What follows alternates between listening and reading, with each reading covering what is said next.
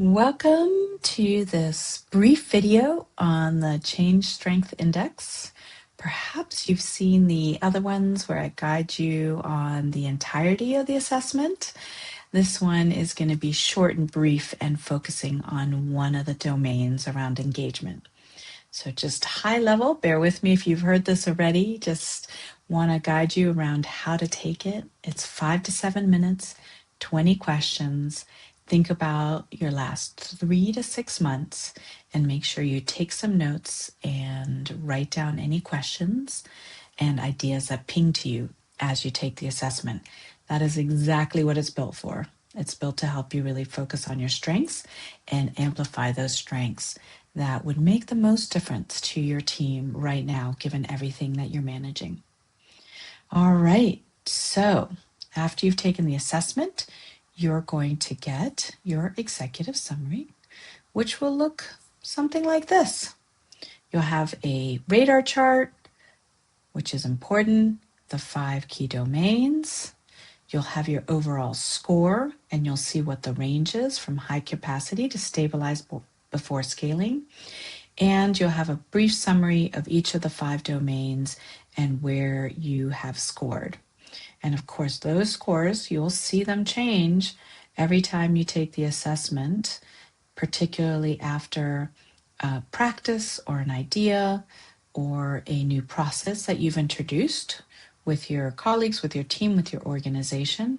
Come back, take the assessment, see what grows, see what areas you can celebrate, as well as build and amplify.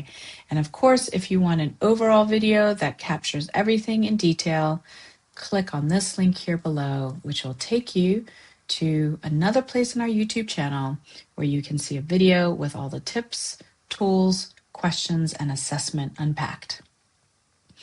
All right, but what I would love to talk to you about is how we went in our own work from an engagement and shared ownership, which was 69%.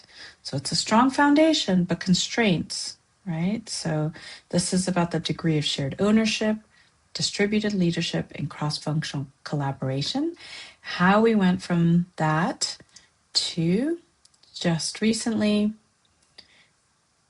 as you'll see here, engagement and shared ownership really growing into the green of high capacity. So one of the 4 questions that we ask in there has to do with resistance. Do we treat resistance as information and insight, not a problem to suppress? Now, of course, for us as strength-based practitioners, theoretically and in practice, that is what we do. That is our frame of reference. But what will often happen is we'll lose track of the actual